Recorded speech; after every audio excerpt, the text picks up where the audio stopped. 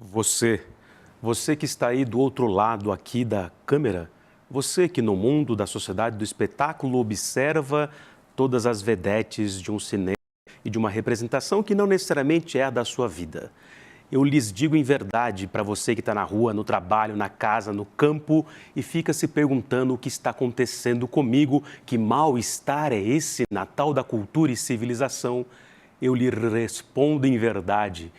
Vem para o Provocação Histórica que a gente vai debater exatamente isso.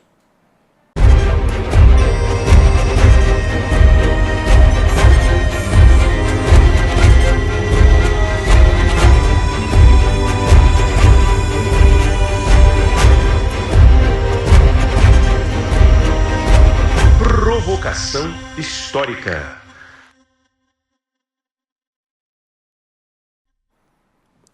Olá, olá, olê, olê, olê, olá. Está começando mais um Provocação Histórica ao vivo pelos canais do Instituto Conhecimento Liberta, no Facebook, no Instagram, no X, no antigo Twitter, em todas as plataformas pós-pandêmicas e virtuais desse nosso mundo invariavelmente cheio de guerras.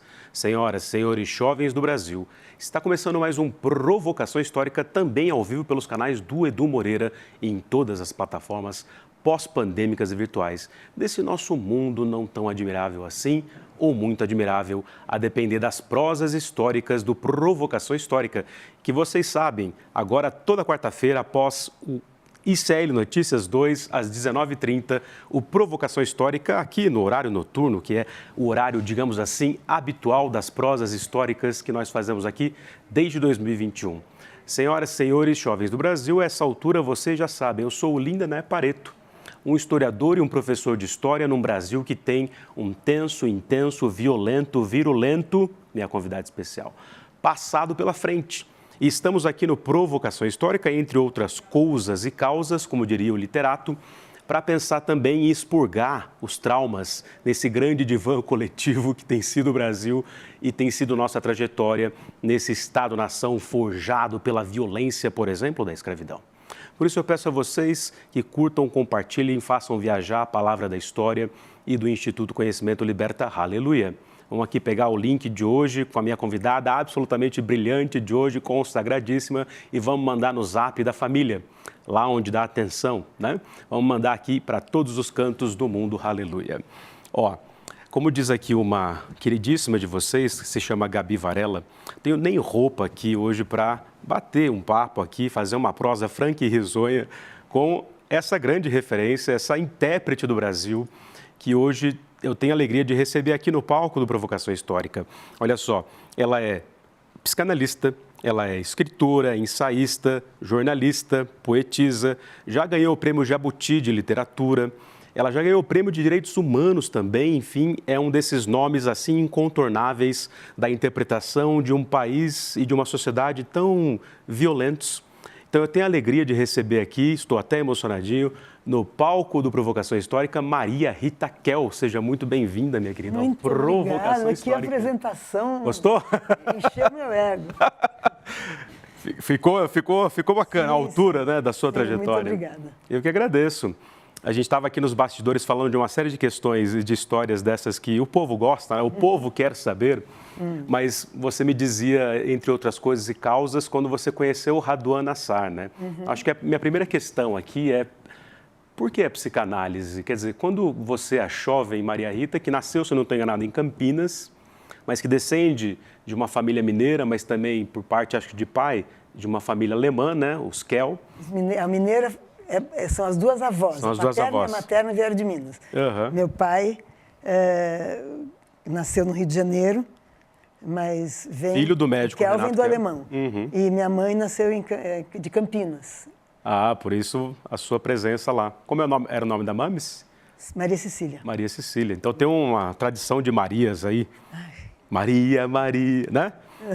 E Maria Rita, então aí em Campinas, você...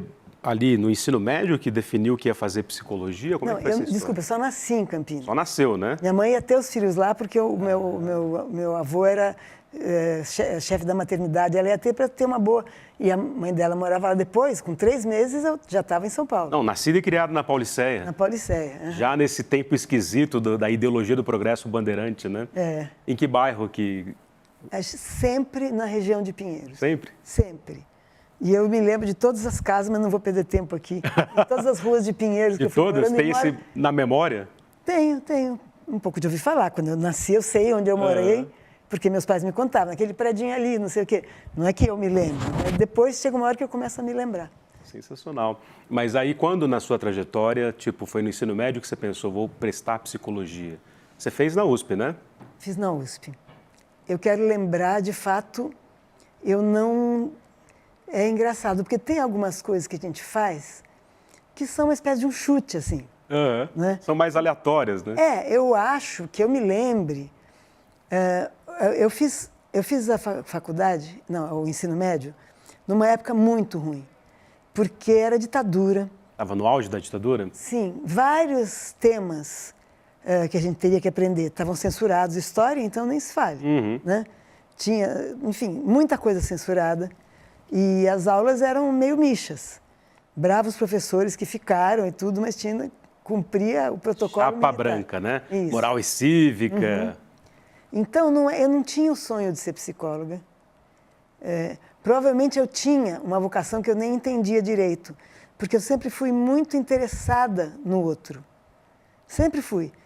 Assim, não tem momento blasé para mim, principalmente em relação às pessoas. Tem outras coisas que eu sou interessada também, mas não vamos perder tempo. Não, senão a gente... Claro. Então, eu sempre fui muito interessada no outro. Bom, aí eu fui trabalhar nesse jornalzinho do Raduan, porque eu queria sair da casa dos meus pais, porque eles não gostavam de um namorado que eu tinha. Ah, é? Você teve esse imbróglio com o namorado? Porque ele era pobre. E meus pais estavam subindo. A época do Milagre Brasileiro, meu pai trabalhando na Vilares, que depois a gente soube que contribuiu com a tortura. Sim. Quando eu estava na Comissão da Verdade. Bom, aí... Várias revelações a posteriori, né? A posteriori, sim. Enfim, aí eu queria sair dessa casa, fui trabalhar nesse jornalzinho, eu não sabia quem... Ele nem era o Raduan Nassar. O Jornal Nassar. do Bairro, não era isso? Jornal do Bairro. Ele nem era o Raduan Nassar, que ele depois se tornou.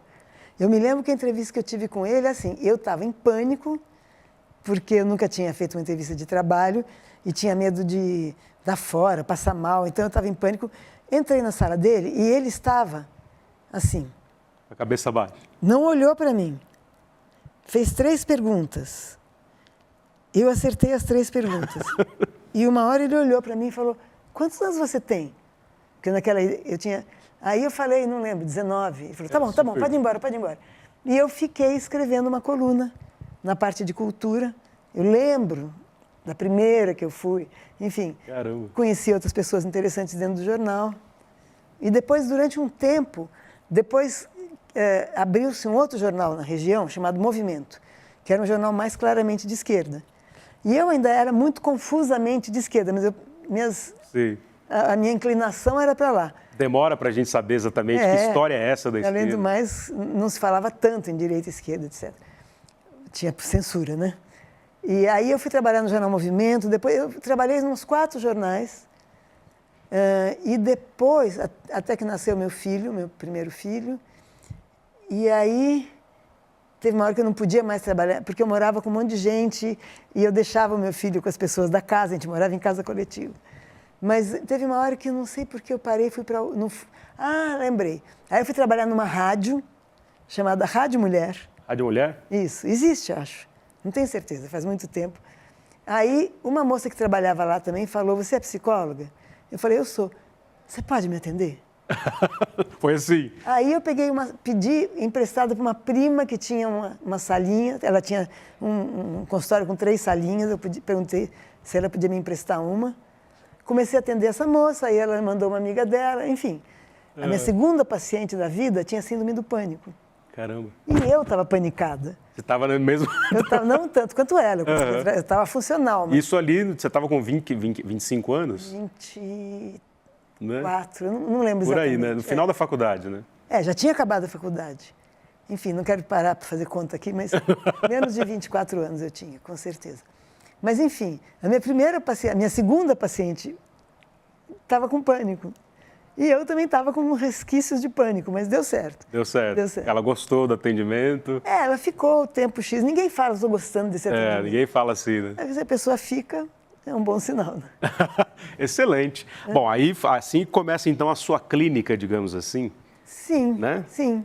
Daí para frente... Daí para frente eu estava gostando muito. E apesar da síndrome do pânico, eu conseguia, quando estava diante da pessoa que eu ia atender, nenhuma vez eu tive que falar, vou ter que interromper aqui porque eu estou mal. Conseguia ouvir e cuidar, né? Consegui ouvir. Isso talvez tenha me tirando da síndrome do pânico. Eu nunca pensei isso, a primeira vez que eu penso. Talvez essa coisa de atender pessoas que estão sofrendo e tudo mais tenha me puxando para fora, tenha ido me puxando para fora. Sensacional. Mas o que era essa crise do pânico? Era a sensação de que eu ia desmaiar em lugares públicos. Não era medo de morrer. Como eu tinha tido pressão baixa, e tinha tido uns desmaiozinhos de pressão baixa, tinha tido 1 ou 2. Um deles eu caí de cara no chão. Caramba. Fiquei com uma cicatriz que Isso é minúscula agora, bem jovem, nessa época, 22 anos. E porque meus pais tinham se separado, minha mãe ficou muito mal, isso deixou. Trauma ali. A única filha mulher ficou meio abalada, né? Abalada, como se eu tivesse que cuidar dela. Acho que o pânico é esse, entendeu? Sim. Como é que eu posso, eu que sou a filha dela, cuidar dela? Pois é, né? Esquisito. Maria Rita, então, já que você tocou nesse assunto da separação, do trauma familiar, né? E desse mundo, digamos, que o Freud desvenda, né? Da vida privada, né? A soleira do privado. Você acha que isso foi determinante para depois você também escrever a respeito dessa modernidade que vai determinar o papel de gênero, por exemplo, das mulheres? E aí toda a trajetória da psicanálise pensando isso? Vamos falar um pouco disso? Quer dizer, estamos diante da pele do estupro e da legislação do Estado, que é esse Estado violador tanto quanto o macho abusador, né? Uhum. Aí você, durante muito tempo, pesquisa e escreveu um livro a respeito sobre essas fases, desde o século XIX, dessa invenção de uma forma de ser do feminino, né? Sim, esse livro chama Deslocamentos do Feminino. Deslocamentos do Feminino. Foi o primeiro livro inteiro que eu escrevi, eu acho, que nem antes dele não me lembro. Mas, enfim, vamos ser mais pé no chão um pouquinho, não é? O que me chamou... Eu tinha uma avó paterna, que morou um tempo. Eles venderam uma casa para meus pais poderem comprar uma casa. Então, eles foram morar no fundo do quintal da nossa casa. E eu ia muito lá conversar com ela. A minha mãe é uma mãe docíssima, não reprimia, mas ela era muito... ela não falava de assuntos de sexo. O dia que ela falou para mim a diferença de menino e menina, eu quase não entendi. Ela não conseguia adentrar. Ela foi tão sutil que eu quase não entendi. Bom, mas essa avó era o contrário. Essa avó, ela era filha, inclusive, de um mineiro que foi preso, porque ele era um médico, Belisário Pena, que foi preso no governo Getúlio, com a revolta da vacina, ele foi preso. E ele era tão engraçado, eu não o conheci, mas a minha avó usava essa expressão, que ele mandava cartas para casa, onde ele tinha 2 filhos e 5 filhas, e dizia assim, aqui na prisão só banho de carapé-cu. Só banho de carapé-cu. Carapé-cu. E virou uma brincadeira com a gente. Vamos tomar só um banho de carapé-cu hoje? Enfim. E essa avó era assim, ela era muito descolada. E um dia ela me disse assim, minha filha, se eu tivesse a sua idade e as suas pernas, eu andava com saia aqui, ó. Ela falou? Ela era maravilhosa, Eunice. Como era o nome dela? Eunice. Eunice. Eu lancei um livro há 2 anos atrás, eu acho, que eu achei os diários dela. O livro também se chama... pela editora Chão. Pela Chão. O livro se chama Eunice, é bem legal. É Eunice Pena, né? Ela é Eunice Pena, que é o que era do meu avô. Uhum. O Belisário Pena, que era esse cara que falava de banho de carapé-cu, essa coisa que eu não cheguei a conhecer, meu bisavô. Né? Mas era bem irreverente. E aí foi em função disso que vem o interesse por também narrar, dentro da psicanálise, a história das mulheres, né? Eu não sei se é tudo tão determinado assim. Não entendeu? tem isso, né? Não, assim, deve ter, assim, vários petelequinhos que me empurraram para lá ou para cá, né? Agora, não dá para dizer assim, por causa disso eu fiz isso, por causa disso eu fiz aquilo, por causa disso eu virei psicanalista, por causa disso eu virei escritora. Eu era escritora desde que eu me conheço por gente, no sentido de que eu ficava fazendo as brincadeiras sozinha. Eu brincava com meus irmãos também, mas como eu era a única menina, às vezes eles estavam jogando bola e eu não tinha com quem brincar. E eu ia andando, ia inventando historinhas. Assim, mas só se eu fosse uma personagem falando com alguém, entendeu? Assim, eu acho muito difícil ter um determinismo para isso, porque aos 72 anos você percebe, você conheceu tanta gente que foi importante na sua vida, mas tanta, que você atribui só à família. A família é a raiz, né? Roots. Ali tudo começou. E é importante, eu agradeço muito a família, agradeço, sei lá quem, a sorte, aos meus orixás. Eu sou filha de santo. Eu agradeço a família que eu tive, porque não quer dizer, isso quando a gente fala tudo que eu tenho, tudo que eu sou, eu devo a eles, não quer dizer que eu sou, como é que é, tem uma expressão engraçada também para isso. Enfim, dizem, não fui eu que inventei a trepada. Não fui eu que inventei a trepada. Assim, porque as pessoas falam, fulano acha que é ela que inventou a trepada. Porque ela se achando tanto. Sensacional. Talvez você precise cortar isso, não? Não, aqui não tem censura. Bom, inclusive, chama provocação histórica. Inclusive, pensando na provocação histórica, uma coisa recorrente na psicanálise nos últimos anos, né, tem sido com a Elizabeth Roudinesco, né, e outras psicanalistas, inclusive você, de dar uma desmontada nesse lado, digamos assim, tanto machista e falocêntrico do Freud, né? Quer dizer, ele dá voz às mulheres, mas distorce essa voz. Que história que é essa, no fim das contas? Não acho que ele distorce. Não? Não. Ele está tentando entender o que as mulheres estão dizendo. Veja, por que a mulher teria inveja do pênis? Né? Claro que quando a criança é muito pequena, ela fala, eu também queria, por que meu irmão tem, eu não tenho? Isso é porque para a criança quantidade é qualidade. Sim, né? é recorrente. Então, né? o corpo dela não tem aquilo que o outro tem, por isso que o Freud usou esse termo de açougueiro, que é castração, né? Mas é como se ela se sentisse menos do que o irmão que tem. Né? Eu me lembro de uma criança com quem eu estava conversando, não lembro quem era, e que queria ter pinto. Era uma menina. Era uma menina. Eu falei, olha, você não vai ter. Eu também não tenho, você não vai ter. Ela falava assim, mas eu queria. Então é muito engraçado, porque a coisa da inveja do pênis é porque para criança pequena tamanho é documento. Né? Se você dá para ela um brinquedo maravilhoso desse tamanho e tem uma outra caixa com um brinquedo banal desse tamanho, ela vai querer o desse tamanho. Sim. Né? Fica aquela disputa. Então a coisa da inveja do pênis, eu acho que ela é, como a gente diz em filosofia, sobredeterminada. Quer dizer, por um lado, a menina, de fato, era tratada como menos do que o menino, o que mudou muito depois dos movimentos feministas do século XX. Muito. Graças às deusas, né? Graças às deusas. Então, por um lado, ela é tratada como menos, isso você não pode porque você é menina, isso você não sabe porque você é menina, isso mudou demais. E também porque, eventualmente, ao ver o menino, ela fala, eu não tenho isso aí. Como é que eu não tenho? Porque o que importa não é... Hoje, claro, como é que você diz? Os nossos corpos são lindos, né? E as diferenças, enfim, são diferenças entre corpos lindos. Mas a menina fica querendo ter. Depois, quando começa a se pensar que o pênis é só um símbolo para o falo, e o que é o falo? É a potência de cada um, né? Então, tem uma hora que você percebe que tanto faz se você tem pênis ou não. Claro que devia ser muito mais difícil.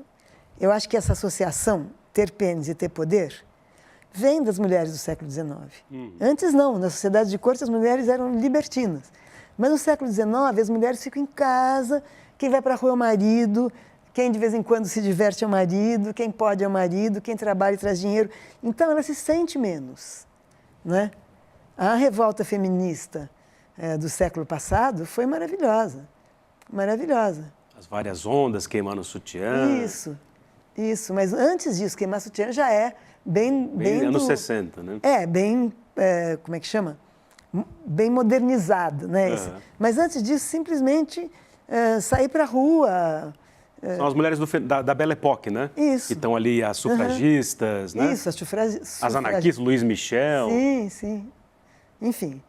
Mas aí, voltando ao Dr. Freud, então, quer dizer, ele, enfim, dá para ficar aqui horas falando da obra, do mito, do Freud ressignificado pela cultura pop, do espetáculo, mas Freud ainda é essencial, é isso? É essencial, inclusive, pelo seguinte, Lacan foi o cara que trouxe a psicanálise para um grau de elaboração simbólica que até então não tinha tido. Então, outro dia eu falei, como é que alguém falou, mas por que tem que ler Lacan? Eu falei, olha, tecnologia de ponta é Lacan, o resto é carroça, você escolhe. Muito bom. Como é que é? Cacá Rossetti ia dizer para você, repita. Tecnologia de ponta é Lacan, o resto é carroça. Mas o Freud está incluído no Lacan. O Freud não é carroça. Ele é o chassi. É o chassi, é onde tudo começou, o motor está ali, etc. e tal. Mas o Lacan conseguiu mostrar como o Freud, vamos dizer, ele se baseia muito no imaginário, o que é importante, nas fantasias, nos sonhos, começa a escrever a partir de sonhos. É o Traumdeutung, né? Traumdeutung. Traum em alemão é sonho, né? O sonho é um tipo de trauma, né? Não é porque fala trauma que é trauma. Que é trauma, né? Né? Não, trauma é sonho. Né? Mas, agora eu esqueci. E o Lacan traz isso para o simbólico, para a ordem simbólica. Então, ele vai perceber que como é que eu posso arrumar um exemplo? Que a questão da mulher não é só necessariamente a inveja do pênis do menino, né? É, digamos assim, no século XX, principalmente na sua primeira metade, quando as mulheres realmente eram criadas para ser mães e donas de casa, era a sensação de que elas tinham uma potência menor, um valor menor. Não precisava se situar no fato de não ter pênis. O não ter pênis é só um símbolo, né, nesse sentido da ordem simbólica. Ela tem menos no corpo, então... Né? Não à toa a linguagem é tão cara, tanto ao Lacan quanto ao Freud. Se eu não estou enganado, o Freud, o único prêmio que ele recebeu em vida foi... de literatura. Foi de literatura, o prêmio Goethe, né? Que escrevia muitíssimo bem, Muito né? bem. Aquelas referências da história antiga que o século XIX ressignifica, Sim. né? É impressionante. Maria Rita Kell, estou aqui ao vivo com Maria Rita Kell, psicanalista, escritora, jornalista, pioneira da psicanálise nesse país e da clínica. Não sou pioneira. Não, você falou aqui, sério? O superlativo aqui do Lindeneriano. Pelo amor de Deus, não faça isso, porque eu vou me sentir uma fraude. Não, que é isso? Não, eu não sou. Te retira. Retira o pioneiro da psicanálise. Quem são os pioneiros, Maria Rita? No Brasil, eu sei, mas não me ocorre nada. Estava até no Mário de Andrade, né? Alguma coisa. Não tem isso? Não, tem. Enfim, eu não consigo agora, no caminho mental que eu estava indo, se quiser, na hora de editar, corta essa pergunta, porque eu não tudo ao vivo aqui, quem sabe faz ao vivo. Mas, Maria Rita, vamos... recentemente, você publicou também O Tempo Esquisito, que foi até o mote aqui do cartaz, da chamada da entrevista. Tempo Esquisito, pensando ali numa série de textos, ensaios, no auge do bolsonarismo da pandemia, né? Yes. E aí você falava dessa figura do inominável, do Lord Voldemort de quinta categoria, né? Que era ficar falando o nome dele toda hora enchia a paciência, né? Porque você ia adoecendo junto com o resto do Brasil. Mas que tempo esquisito é esse? Você usa a ideia do mal-estar na civilização do próprio Freud? Não, porque essa já foi. Essa, inclusive, o mal-estar na civilização... Aqui, inclusive, a capa. Obrigada. Pela Boitempo, Todos também os O meus Tempo e livros o são Cão. pela Boitempo, uma editora de esquerda. Mas, veja, o tempo esquisito que eu me referia era, sim, o Brasil degringolando, não é? Mas eu não trato disso. Então, são textos escritos nesse tempo esquisito. Não é um tema do livro. Sim. Né? E atrás, eu pus 3 estrofes, 2 estrofes de um poema meu muito antigo, que eu já nem sei como é que ele é todo, eu só lembro dessa frasezinha, que é assim: seja o esquecimento uma obra incompleta. Um dia esse tempo esquisito também será lembrado com saudades. Sensacional. Isso é o coisa... Poema seu. É um fim de um poema meu que eu não lembro mais nem o que mais que fala. Talvez fosse só isso o poema também. Né? Então, tem muitos temas, entrevistas que eu fiz, coisas que eu escrevi para... Não para a Carta Capital ainda, não, mas coisas que eu escrevi para a Carta Capital também, enfim. E que vem da sua própria experiência ouvindo pessoas na Comissão da Verdade, né? Não só. Quer dizer, na verdade... Eu acho que aí tem algum texto, né, sobre a Comissão da Verdade, tem. Eu devia ter folheado meus livros antes de vir pra cá. Não, que é isso. Eu achei que eu tinha eles todos de cor. Mas sim, tem sim. Agora, a Comissão da Verdade, se você quiser, é um assunto à parte, mas eu gostaria muito de falar Claro, não, dele. vamos nessa. Porque a minha questão para você é, pensando no tempo esquisito, mesmo que seja no tempo que você vivia ali, esquisito, e a gente vivia, mas pensando no Hobsbawm e companhia, o nosso tempo não é, no mínimo desde a Revolução Industrial, um tempo catastrófico que desenraiza, que deixa na melancolia e depois na depressão, que eu sei que não é a mesma coisa. Está aqui O Tempo e o Cão, inclusive pode colocar os links aqui da Boitempo com os livros da Maria Rita Kell, para o nosso grande público acessar, ler, comprar, está aqui toda a obra, Obrigada, ou parte de toda a obra, né? Mas esses tempos não sempre foram esquisitos, quer dizer, tudo isso para dizer que, pensando naquele filme Zona de Interesse, em que o Rudolf Höss está coordenando Auschwitz e ele tem a casa dele do ladinho do campo de concentração, lá de dentro a esposa e os filhos ouvem os estampidos, ouvem aquele alarido, aquele som, Zona de Interesse. Foi premiado, inclusive, no último Oscar, né? Quer dizer, o Brasil não é uma grande zona de interesse em que tudo acontece dos piores tipos de barbárie e a gente continua e angustiados e você, em função disso, também narra as suas histórias, digamos assim? Olha, eu não penso assim do Brasil como um todo. Não? E eu acho a coisa, quem é que falava que o brasileiro tem complexo de vira-lata? Era um desses Nelson Rodrigues. Nelson Rodrigues. Nelson Rodrigues. Eu acho que isso tudo é complexo de vira-lata. Entende? Porque, ao mesmo tempo, o Brasil foi o último país livre a abolir a escravidão. Ao abolir a escravidão, ao contrário de outros países, ele não deu nenhuma reparação para os libertos, né? E o horror disso... Então, assim, tudo bem, que bom que não sou mais escravo, mas agora se vira, negão. Vai passar fome, vai capinar 24 horas por dia para conseguir comprar um feijão. É o pós-abolição, né? Traumático. Traumático. E aí você veja a diferença. Nos Estados Unidos, eu tinha um livrinho que minha mãe lia na minha casa, eu era muito pequena, não é que eu era proibida de ler, mas não fazia sentido nenhum para mim, mas eu lembro o título desse livro era 3 alqueires e uma vaca. Como é que chama a produtora do Spike Lee? 3 Acres and a Mule. Ele usa o... 3 alqueires e uma vaca. Por quê? Porque foi o que os escravos receberam, quando libertos, para começar a vida. Por isso, no Brasil, nos Estados Unidos, ser negro não é sinônimo de ser pobre. Começaram suas vidas mínimas, de uma classe média baixíssima, mas tendo que comer, tendo onde plantar. 3 alqueires e uma vaca. Né? Aqui, quer dizer, a gente fica dizendo, só podia ser o Brasil mesmo, só podia ser o Brasil mesmo. Mas o fato é que não houve nenhuma tentativa de reparação para as pessoas, para os escravos. Né? Então, eles não tinham como começar uma vida.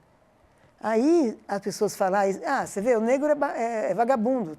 Tem muito mais negro morando na rua do que branco. Eu falo, bom, você tem que saber como é que eles foram parar na rua. Né? É a gênese disso. Tem uma longa história atrás disso. Né? Não tem um presidente negro aqui. Nunca teve. Monteiro Lobato tem esse livro, Presidente Negro. Verdade, né? Mas aqui não tem. Talvez, tomara que alguma hora tenha. Não, tem um ministro negro. Tem um ministro.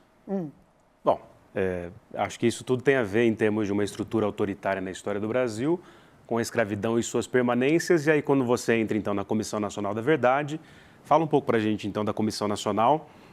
O que ela significou, o que impacto que teve, você atuou ali diretamente, né? Sim, a comissão não tem nada a ver, a verdade que a comissão buscava, não tem nada a ver com toda a história do Brasil, como é que surgiu a escravidão, nada disso. Ela procura... aqui na América Latina, nós tivemos a Argentina, Uruguai, Paraguai, Chile e Brasil, que tiveram ditadura nos anos 70. Não é? Argentina e Uruguai fizeram uma reparação para as pessoas libertas, né? Para as pessoas que ficaram... E o Brasil... E puniram, né? E puniram os militares. A Argentina, sobretudo. Sim. Esse filme 1985 é impressionante, com o Darín. Você sabe que eu fiz essa viagem, eu estava na Comissão da Verdade, e eu fui para Buenos Aires e eu ainda assisti um julgamento, o fim de um julgamento. Caramba. Que era o julgamento de um guardinha de rua que tinha dedurado uma família que foi morta. E ele estava sendo julgado, né? Mesmo que ele não fosse, provavelmente, tantos anos depois preso e tudo, mas ele teria um julgamento. Quer dizer, E aqui a gente fez ao jeitinho brasileiro, né? Concilia para a direita não ficar chateada, então vamos dar a anistia para todo mundo, para todo mundo. Então, a Comissão da Verdade ela veio tardiamente e ela não reverte a anistia, evidentemente, não tem poder de punir, né? Mas ela causou um espanto. Quem era de esquerda e quem participou da luta contra a ditadura e tudo mais, adorou que tenha finalmente, 40 anos depois, se criado uma comissão, mais de 40. Bom, agora não lembro. Em 2012, né? A comissão é de 2012, mas quando é que foi que terminou? Foi em 85. 85, é. A lei de anistia de 79. Se fosse 82, daria 40. Mas, enfim. Então, ninguém estava querendo saber disso. Ninguém estava querendo saber disso. Botamos uma pedra em cima, panos quentes e pedra em cima. Né? O estilo predominantemente brasileiro, porque não quer dizer que no Brasil só seja assim, né? Senão a gente não estaria conversando aqui. Então, o que acontecia é que eu ia... A Comissão da Verdade, de vez em quando, saía no Jornal Nacional. Quando acharam o corpo do único assassinado político que a gente conseguiu achar o corpo, com a ajuda de companheiros deles. Então, achamos um único corpo e conseguimos apontar um único torturador. Porque eles falavam nada a declarar, e a gente não ia pôr eles no pau de arara e dar choque, entendeu? Exatamente. Nós éramos a comissão contra isso, né? Então, mas aí aparecia muito na TV e as pessoas se sentiram mal. Talvez por ter passado tanto tempo, né? Já tinham se acostumado com a ideia de que, enfim, teve uma ditadura e depois acabou, que beleza, viva, estamos aqui. As pessoas ficavam bravas. Em geral, de todos os espectros políticos. Não posso dizer em geral, porque eu não fiz nenhum IBGE, entendeu? Mas eu que sou mais pedestre, né? Meus colegas todos gostavam muito, eu nem tenho carro. Eu só usava carros oficiais quando eu ia para a terra indígena, que eu não ia tomar um trem. Né? Aí, sim. Mas, no geral, eu sou pedestre. E as pessoas que me paravam, eu conheço a senhora da Comissão da Verdade, eu toda feliz, o cara falava, e o outro lado, vocês não vão investigar? Ô, louco. Eu falava... Você ouviu isso várias vezes? Várias, umas 3 ou 4. Tipo, a esquerda matou, fuzilou. Não, eu falava assim, e o outro lado? Eu falei, mas que lado? O lado dos terroristas. Isso. Aí eu falava, olha, eles não eram exatamente terroristas. Teve 2 ou 3 atos terroristas, você tem toda razão, mas eles são públicos. Essas pessoas já foram capturadas, julgadas e mortas. E, às vezes mortas sob tortura. Mortas sob tortura. Aí o que me espantou muito, sabe o que foi? Que as pessoas viraram a cara e iam embora. Não queriam ouvir essa explicação. Várias vezes aconteceu isso? Algumas, às vezes que me perguntaram, que eu tentei dar nenhuma pessoa ouviu até o fim e falou, é mesmo, tem razão. Mas isso é impressionante, porque tem muito a ver com a rejeição da própria Casena à montagem da comissão pela Dilma, né? Que foi, na visão da ditadura, uma terrorista, uma guerrilheira. Mas já estava, tinha sido anistiada há muito tempo. Então, agora, o que eu ia dizer? Agora esqueci. Em função dessas respostas que você recebeu. Essas respostas, mas é claro que eu não ouvia só essas respostas. E um cara que a gente entrevistou e que devia estar, sei lá, com a culpa por aqui, um cara do Exército de baixa patente, não me lembro o nome dele, e ele contou tudo que ele sabia, foi morto. Aí apareceu como latrocínio. Foi assassinado. Foi assassinado, não tenho dúvida. Não era o Ustra, né? Era um... Não, você não foi assassinado, infelizmente. Ele morreu... Morreu de morte morrida. Era um cara menos conhecido, mas o fato é que ele deu o depoimento, e a gente escreveu o depoimento, isso saiu, e ele foi assassinado. Caramba. Mas e aí, o que fica da Comissão Nacional da Verdade, então, em termos de... Porque isso influenciou o golpe, né? Sim. A Dilma caiu por causa disso, eu não tenho nenhuma dúvida. Nenhuma dúvida. Tacitamente. Assim, isso? De minha parte, não foi, foi tácito, não foi explícito. Mas que ela caiu por causa disso, ela foi. Quando eu vi as pessoas na rua me perguntarem se eu não ia investigar o outro lado, eu percebi que a comissão, embora saísse às vezes até no Jornal Nacional, não tinha nenhum prestígio, só tinha prestígio junto aos familiares de desaparecidos ou aos ex-torturados. A Melinha Teles, né? Sim, claro. Aos que foram torturados também, não é familiar de desaparecido, mas sofreram sequelas. Enfim, as pessoas não queriam saber. E por que você acha? Isso tem a ver com a psicanálise, não tem? Isso pode ter a ver com as psicanálises. É como se fosse o seguinte: houve um recalque, recalque para falar em português, repressão, né? A gente fala recalque. Houve uma repressão quando acaba a ditadura. Claro que foi um alívio enorme ter acabado a ditadura. E aí as pessoas, primeiro, durante a ditadura, elas não sabiam o que estava acontecendo porque a censura era ampla. O que era ampla, geral e restrita era a censura, não é? Então, as pessoas não sabiam. E acaba a ditadura. E ufa, e aí vem alguns governos tipo Collor, chega a ser, enfim, chega no Lula, oba, nem todo mundo é lulista. Mas aí vem uma presidenta que já não era muito carismática e instaura uma comissão que vai mexer nessa... Na vala comum. Na vala comum. Da dor brasileira. Outra palavra na cabeça. Mexer nessa merda. Pode cortar se precisar. Então as pessoas ficavam muito bravas. Eu acho que a Dilma... Ninguém disse que a Dilma caiu por causa disso. Mas eu acho que ela caiu por causa disso.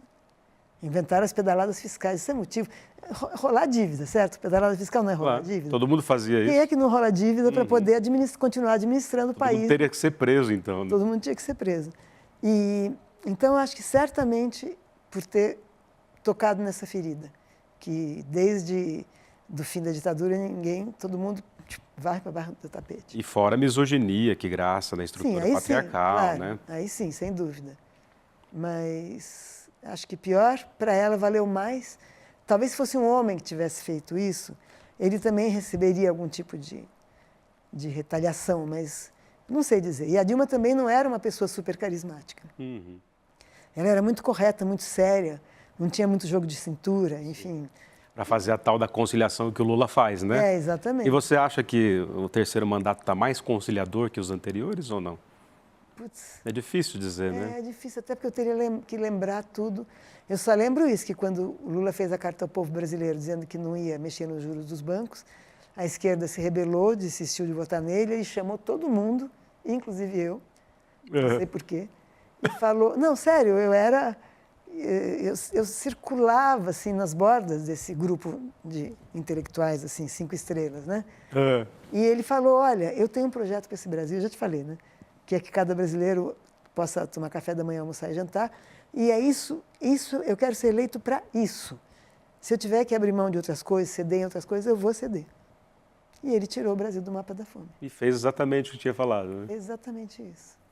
E eu lembro que também tem pensando aqui no nosso Instituto Conhecimento Liberta, no nosso noticiário, livre, independente, sem rabo preso, Maria Rita Kel, teve um imbróglio aí no Estadão, em que você escreveu uma coluna maravilhosa sobre psicanálise, mas que não era só sobre psicanálise. Não, aliás, não era sobre Não era sobre psicanálise. Eu devo ter usado uma só. Não é? O que aconteceu ali que houve toda a pressão para você sair, quando você escrevia? Não foi pressão, não houve pressão nenhuma. Não? Eu fui escrevendo meus Seus artigos. textos? Tinha pressão Era nenhuma. semanal a coluna? Isso que eu não me lembro, quinzenal, não lembro. Ficou alguns anos lá, né? Não, menos de um ano. Menos de um ano? Acho que sim. Olha, você está fazendo perguntas muito difíceis. Pergunta de data. Estou muito chato aqui. Não está chato, não. Você quer uma precisão que eu não estou... Eu que estou chato. Fica tranquilo. Que não consegui entregar. Enfim, eu fiquei meses, sei lá. Sabendo que o jornal era Eu acho que foram 9 meses conservador. porque eu brincava. Aos 9 meses, em vez de nascer um bebê, ele foi abortado. Eu brincava, então deve ter sido 9 meses, sei lá. Mas daí, eu elogiei a Dilma, né, que perguntaram... uma mulher ser candidata a presidente, uma mulher ser eleita presidente, eu falei, olha, mulher tem de todo tipo.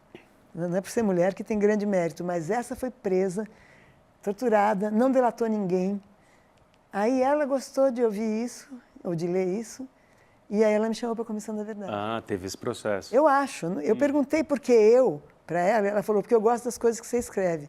Eu pensei, mas o que eu escrevi que eu posso ter interessado a ela, né? Porque eu escrevo coisas sobre psicanálise. Aí eu lembrei disso, que foi uma entrevista em que eu escrevi essa resposta. Mas teve também o do Bolsa Família.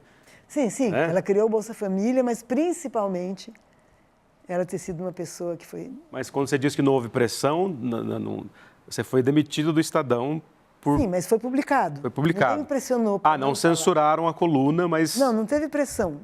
Só tchau. Mas aí não é um tipo de censura também? Não, claro que é. Né? Me aniquilaram dali. Claro que é. Que é típico da história do Brasil, né? Os jornalões sempre, eles podem fazer de uma forma polida ou menos polida, mas eles limam, né? Por isso que eu gosto muito, vou fazer um merchandising aqui, de uma revista onde eu escrevo um artigo por mês, mas adoro escrever, que é a Carta Capital. E a Carta Capital é uma revista que se inclina para a esquerda. Sim. Ela é a abordagem de todos os assuntos, tem um teor crítico, tem uma preocupação com o sofrimento das pessoas sob regimes autoritários, ou, enfim, é uma baita revista, eu acho. Sensacional. E você continua escrevendo uma vez por mês lá? Continuo escrevendo uma vez por mês. Não, a Carta Capital é parceira aqui do ICL. Põe aqui o link, se vocês acharem, Voz de Minha Alma, aqui para o pessoal, inclusive, acessar aqui os textos da Maria Rita Kell, que trabalhou muitos anos em vários veículos de comunicação, né? Inclusive o Estadão que ela está contando aqui. Inclusive o jornal do Raduan Nassar. O jornal do grande Raduan Nassar. Aliás, você viu a foto do Lula com ele esses dias, né? Vi. Linda foto, né? O Lula dando um beijo na testa dele, né? Ele é uma Bom, impressionante. Escreve muito bem. Escreve, Nossa. né? Por falar em escrever bem, você ganhou um prêmio Jabuti com esse livro aqui, né? Aliás, sim. sempre escrito muitíssimo bem, né? Que você fala da atualidade das depressões. Imagine que nosso grande público aqui quer saber a diferença entre melancolia e depressão. A melancolia, no sentido Freud-Lacan, que é bem importante, é uma espécie de raiva que a pessoa fica de si mesma, um desgosto de não gostar de si mesma, porque ela teve pais, digamos, maus pais, que batiam, que ignoravam, mas ela era criança e ela se identificou com essas figuras, que foram as figuras que a fizeram sofrer. Estou simplificando muito, mas... Então, ela se sente identificada com pessoas que ela também odeia. Então, ela vai ficando se achando uma porcaria, você não encontra nenhum elemento objetivo, né?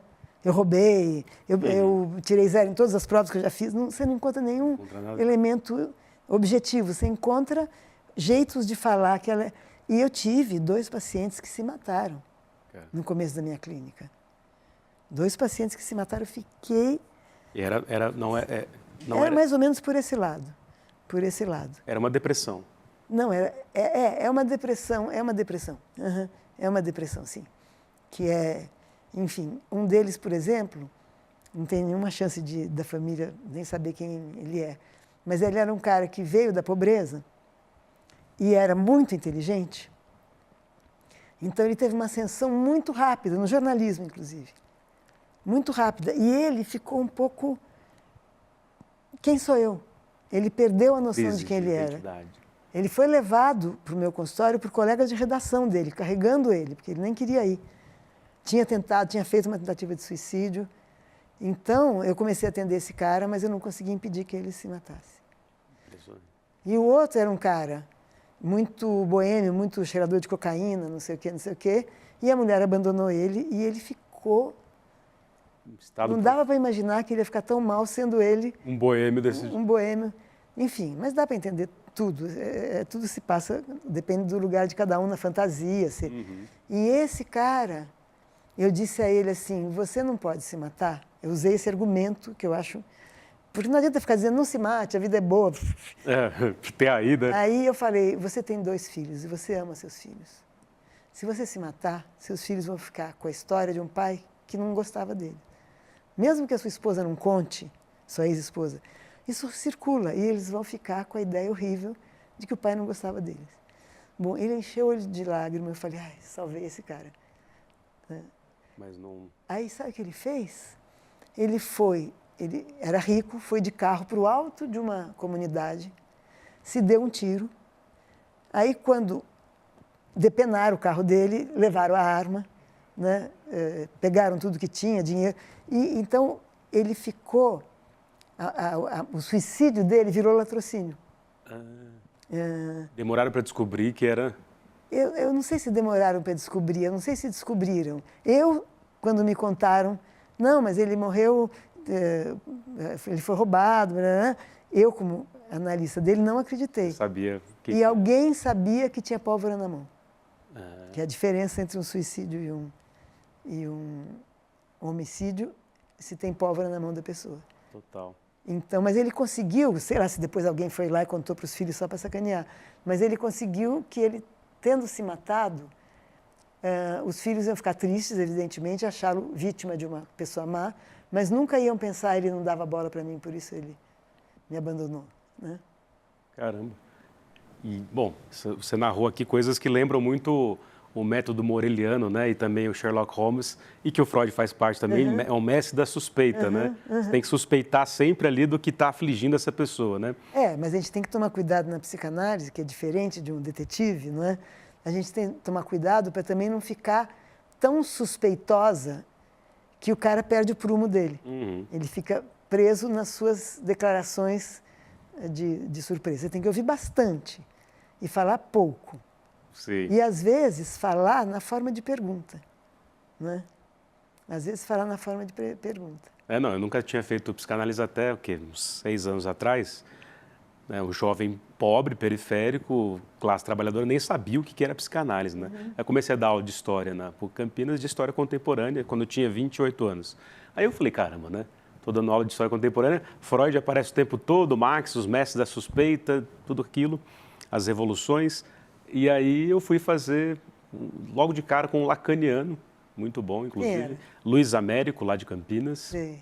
Um abraço para o Luiz Américo. Até falei para ele, o que eu pergunto para a Maria Rita Kel? Ele mandou... Ele te mandou uma cola? Falou assim, pergunta sobre Guimarães Rosa e sobre a escrita. Que horas são? Não, desculpa. Já tá, ó. Só quero ver. Já estamos perto aqui, ó. Já estamos perto do fim. O que eu ia perguntar tem a ver com... você sempre fala assim, né?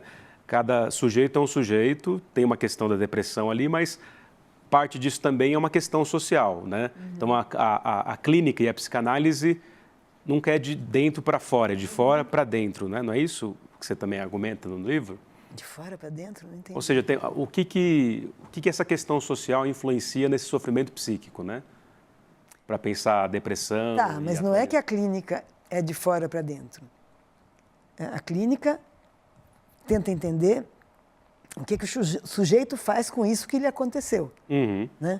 Aconteceram um monte de coisa, com todos nós, mas você não pode, quer dizer, o pior tipo de análise é aquela análise que o analista acredita quando ele diz, mas minha mãe não gostava de mim, meu pai me dava palmada, meu irmão não sei o quê, tá. Isso é a cortina de fumaça, às vezes. Total. Claro que às vezes não é. Por isso que na narração você vai deixando a pessoa falar, né? Vai deixando falar mais, faz umas perguntinhas. Eu tive um paciente, olha o que eu ia dizer. Tive um psicanalista tão maravilhoso que depois foi até difícil substituir. O Carlos Augusto Nicéias, um pernambucano que veio para São Paulo, depois foi morar no Rio. Era seu analista. Ele era meu analista. E ele morreu, sabe por quê? De tantas horas que ele ficava assim, perna cruzada, ouvindo. Sério? Teve uma embolia aqui, que foi subindo. Vou até descruzar a minha aqui. Não, mas é que ele trabalhava sei lá quanto. Ele trabalhava com gosto, com prazer. Ele foi o melhor analista. Eu tive 4 analistas, todos bons, não estou me queixando de nenhum, mas ele é insubstituível. Como era o nome? Carlos Augusto Nicéias. Nicéias? Nicéias. É. Porque todo psicanalista, por mais consagrado que seja, tem um supervisor, né? Você tem que se consultar. Mas ele, a essa altura, não tinha mais supervisor. Ele já era muito rodado, muito... Mas, em geral, você tem? Eu tive quando eu comecei. Supervisor é mais para quando você começa. Para você... Mas hoje você não deita no divã, digamos assim? Não. Sente falta? Não, eu tenho uma analista tem? agora. Recentemente, que eu passei por uma situação difícil, eu tenho uma analista. E tudo bem deitar no divã. Assim, tudo bem, né? Sim, eu prefiro. Até, na verdade, estávamos assim, na segunda ou na terceira, eu falei, posso ir para o divã? Porque é mais fácil. Bem mais. Você fica olhando para o teto, você solta... O aspecto sala de visita, eu acho que é isso que o Freud inventou. É muito fácil virar uma sala de visita, entende? Isso. Aí você começa a não olhar para o cara, olhar para o teto. Você fica à vontade. Você pode até xingar seu analista das piores coisas que eu não vou xingar aqui. que facilita. E no máximo o analista vai responder, estou percebendo que você está bem bravo. Maria Rita Kel, que uma alegria te ouvir aqui, estou embevecido, mas eu sempre lembro de uma frase do Luiz Américo, do meu analista lacaniano, que sempre me cortava assim, já deu. Eu falei, caramba, né, você está cobrando aí, cadê? Eu quero ficar 1 hora, não 50, 45 minutos, ficava bravo com ele. pessoal fica brincando que tem essa coisa mais mercenária do Lacan, né? Não é mercenário. Não, eu tô ligado que não, mas... O Lacan era mercenário, ele tirava o dinheiro Então, do bolso da pessoa. não é Mas isso? estou dizendo, a questão não é essa. A questão do tempo lógico que ele faz, não precisa ser necessariamente um tempo curto. Eu acho que os analistas usam isso para lotar o consultório e atender de 15 em 15 minutos, Sim. mas é má fé, porque o tempo lógico não é isso. O tempo lógico é quando você, em vez de dizer você tem 50 minutos, aí a pessoa fala, e depois começa a racionalizar, e aí o efeito disso é quase nulo, é placebo. Né? A outra coisa é quando ele faz um ato falho, né? E o analista corta, e ele sai com aquilo, e aquilo produz um monte de associações. Ele não sai confortávelzinho, entende? Sim. Às vezes não tem. É sensacional. Você Às sai vezes... transtornado, né? E às vezes, durante uma... Quer dizer, isso acontece às vezes. Tem outras vezes que você dá o tempo da sessão, mas de qualquer jeito não tem motivo para... Só se é porque o analista quer cobrar mais, ele tem pouco paciente que quer cobrar mais, ele dá uma hora de... Ah, entendi. Estou sendo maldosa. Não, mas você falou dessa coisa dessa sala de visita, que a pessoa fica mais à vontade, que o Freud inventou com aquele sofá dele lá. Isso, o divã. Ele tá com uma... Ele ganha de uma amiga que ele analisava, né? É o divã. É o divã. Aí eu lembro que eu cheguei e comecei a fazer lá a análise com o Luiz, e falei, pô, Luiz, eu fui atrás dessa história do presente que o Freud ganhou, o divã, da amiga, e aí eu falei... Ela fala assim para o Freud, já que você está analisando minha cabeça, eu quero um lugar confortável para colocar a cabeça. Aí o meu analista olhou para mim, o Luiz, e falou assim, não, linda, né? O analista não analisa a cabeça de alguém. O analista escuta a voz do espelho dos seus olhos. Nossa. Bonito, né? Usando a Ana Cristina César. Sim, o poema é da Ana Cristina. Quer dizer, a voz do espelho dos meus olhos é você, né? Eu te escuto. Não é isso? Enfim, Tem, é bonito. né? É uma possibilidade, Ô, Maria Rita Kel, estamos chegando aqui na nossa reta final. Eu preciso trabalhar, por favor. Exatamente. Precisa voltar para o consultório, para uma sessão. Que vocês me paguem as sessões. Mas chegou o momento aqui nesse programa em que a gente, além de anunciar a nossa reta final, mostrar aqui para o nosso grande público que o ICL só pode trazer pessoas que nem a Maria Rita Kel aqui, e oferecer esse conteúdo público, gratuito, de qualidade, por conta do Instituto Conhecimento Liberta, que começa com 14 cursos e hoje já tem quase 300. Nossa, quantos que eu conheço? Tem documento, conhece todo mundo aí, né? Tá faltando você ali, né, Maria Rita Kel? Logo, em breve, faremos isso, inclusive. Obrigada. Enfim, uma série... Mas passa tão rápido que eu não consigo saber quem é. Tá aqui, ó, o Gessé Souza, o Chomsky. Chomsky está em São Paulo. Mataram o Chomsky semana passada. Ressuscitou de novo. Grande Chomsky. Enfim, conheça o Instituto Conhecimento Liberta, porque inclusive banca esse projeto junto com o nosso grande noticiário. Maria Rita, a gente tem... Primeiro, eu queria te agradecer pela disponibilidade. Obrigada. E queria muito mesmo que... Eu adoro bater papo. Que você voltasse, não só aqui no Provocação Histórica, mas também para pensar numa conferência especial para nós, que pode ser no seu time, no seu fluxo, não precisa ser muito longa, enfim... queria te agradecer e parabenizar pela trajetória. Também te agradeço muito. E queria, antes disso, fazer 3 questões assim daquelas de talk show para você responder na lata, pode ser? Sim. Então chegou o momento Jimmy Fallon, Marília Gabriela, Jô Soares, a bujanra desse programa. Uau. Porque as luzes do mundo se movem por você, Maria Rita Kel. Você é hipócrita, se movem por todo mundo que vem aqui. Como é que é, mulher? Repita, se movem por todos que vêm aqui. Né? Aqui. Levante comigo, por favor, minha querida. A gente vai olhar para aquela câmera ali. Você acha que é fácil conversar com a Maria Rita? Ela vai dando umas invertidas na gente. É uma excelente entrevistada. São as invertidas divertidas. Exatamente. Chega mais perto aqui. Eu estou com esse tracinho. Vamos lá, hein? Tá preparada? Are you ready? Creio que sim, depois de... Faz tempo, né? Por que a psicanálise? Pô, a pergunta tem que ser... A pergunta rapidinha tem que ser a mais difícil por que a psicanálise para mim? Para você, e por que o público deveria procurar a cura pela fala, digamos assim? Eu vejo que a psicanálise tem um valor, tem vários, aí eu teria que fazer outra conferência do tamanho do que a gente ficou conversando aqui. Mas a psicanálise tem um valor que ela desloca você das suas convicções, que são aquelas elaborações para você se justificar. Sim. Entende? Então, você perde um pouco das suas certezas. Tem gente que para nessa fase, não aguentou e vai embora. Né? Não quer se enfrentar, né? Meu psicanalista não me deu uma resposta, não me deu uma receita, não me deu como é que eu devo me portar, então tchau. Agora, desloca você dessas certezas que estão muito entrelaçadas com a sua neurose.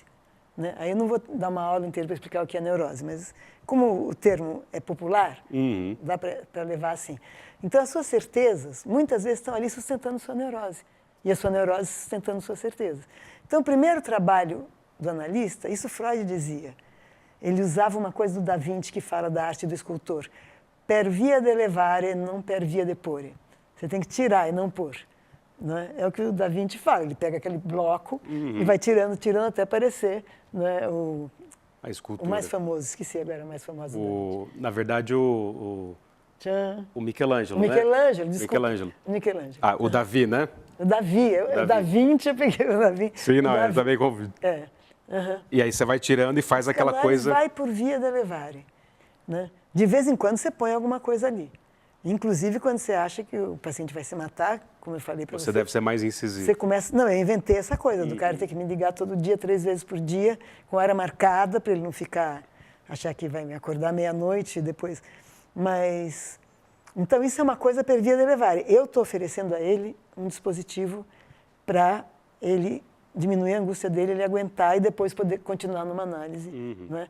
Eu acho que todo analista inventa alguma coisinha em situações muito limites, né?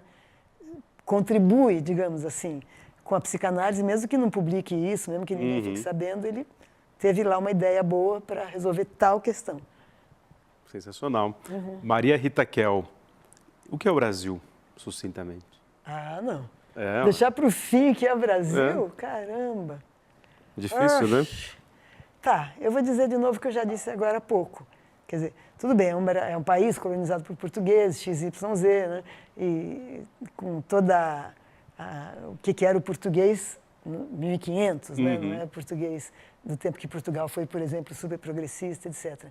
Mas é um país que aquela coisa parecia que tinha tanta fartura de tudo, né? Em se plantando tudo dá, e as matas, e as frutas, e não sei o quê. A exuberância. Que a gente tratou muito mal dele, em termos de natureza, estou falando só nesse sentido, a gente tratou muito mal do Brasil. Outra coisa também é o seguinte, é um país que não teve uma reparação, teve 3 séculos de escravidão, foi o país livre com mais tempo de escravidão. Isso aprendi com o Felipe Alencastre. O país livre, grande Luiz Felipe Alencastre. País livre com mais tempo de escravidão. Né? Então, e quando acabou a escravidão, não foi como nos Estados Unidos, como eu falei agora há pouco, que ganharam alguma coisa para começar a vida, mas foi assim, o cara que explorava 300 escravos, bota 200 na rua, 250 e super explora mais 50 porque vai ter que pagar, mas os 250 ele não paga. Então, é um país, a gente vê a origem, a gente assiste na história do Brasil, a origem da, entre aspas, inferioridade dos negros. Inferioridade no sentido de que eles não tinham como se situar bem no mercado de trabalho. Não foram alfabetizados, vieram arrastados de seus países na África, num porão de um navio negreiro. Continuaram sendo arrastados aqui. Continuaram arrastados aqui, não tiveram nenhuma reparação. Então, eu acho que o regime de cotas, que foi... acho que foi no governo Lula, né? Foi. O regime de cotas é uma tentativa e muito boa. Né? O Lula nunca foi de fazer coisas revolucionárias, ele faz reformas, né? Reformas, mas sempre para a esquerda, no sentido de... eu estou tentando lembrar um amigo meu que disse, a diferença entre esquerda e direita é muito simples. A direita põe os direitos do capital acima dos direitos humanos. E a esquerda põe os direitos humanos acima dos direitos do capital. Uma excelente definição. Uma boa definição, pena que não é minha, adoraria. Maria Rita Kell, e para terminar, para não perder a oportunidade, o que você diria para o nosso grande público que te assiste, muito além de psicanalistas, historiadores e historiadoras? Tem que dizer mais uma coisa. O que é a vida? Credo. Pesado, né? Credo. A vida é uma coisa... Primeiro, vou dar 2 definições, tá? Pode ser 2. Uma me passou agora, de cabeça. Que você não lembra do começo e não vai estar lá no fim. Muito bom. Esse é o percurso de uma vida. Sim, você não lembra do começo. E não vai estar lá no fim. Agora, O Fernando Pessoa diz, alguém disse, como você quer ser enterrado? Como você quer? Ele falou, não tenho preferências para quando não puder ter preferências. Isso é Fernando Pessoa, também. Não sou eu. Mas, ao mesmo tempo, a vida é uma passagem. Cada um tem a sua como sendo só a sua. Não adianta você querer a vida do outro ou querer dar a sua vida para o outro, a não ser que você se mate. Então, a vida é uma passagem que você tem que se virar com ela todo dia. E eu levo isso muito a sério. E eu acho isso muito bacana. Claro que tem dias que eu estou mal, que eu estou triste, que eu estou angustiada. Eu falo, mas mesmo assim, deixa eu tentar tirar uma pitadinha de coisa interessante, de coisa que me motive, que me faça pensar. Então, a vida, você tem que fazer um contrato com ela todo dia. Né? Não adianta você fazer um para de hoje até daqui a 20 anos. Isso não rola. Isso é todo santo dia. Todo santo dia você tem que fazer um contratinho com a vida. Sensacional. Você quer dizer uma última questão para o nosso grande público? Eu quero dizer que essa ideia me veio a partir de um amigo meu, poeta do Rio, Armando Freitas Filho, espero que algum dia ele assista esse programa. Ele que diz, eu tenho que negociar todos os dias com a vida. Sensacional. Maria Rita Kel, muito obrigado mais uma vez por ter vindo, pela generosidade, pelo bom humor, inclusive, divertidamente. Obrigada. E obrigado, produção, obrigado a todo mundo aqui da produção do programa, do nosso grande público. Maria Rita Kel, despeça-se do seu grande público. Tchau, meu grande público. Sejam vocês quantos forem, estou muito feliz e honrado de ter vocês aqui. Um beijo, dá um abraço aqui. Tá, obrigado. Muito obrigado. Adorei. Eu também. Aqui, ai, meu Deus, tem que voltar correndo. A gente tem uma bomba para vocês. O melhor professor da New York University, o cara que foi eleito um dos 40 maiores professores de administração e negócios do mundo, Adam Alter, vai nos dar uma aula dia 7 de julho, às 8 horas da noite, para nos explicar o que está por trás desse vício em tecnologia que virou uma pandemia mundial e transformou 5 empresas naquelas que controlam quase que toda a economia do mundo. E para você se inscrever gratuitamente e assistir essa aula fundamental, é só você clicar no link que vai estar junto com esse vídeo. Se inscreve agora para aprender com Adam Alter.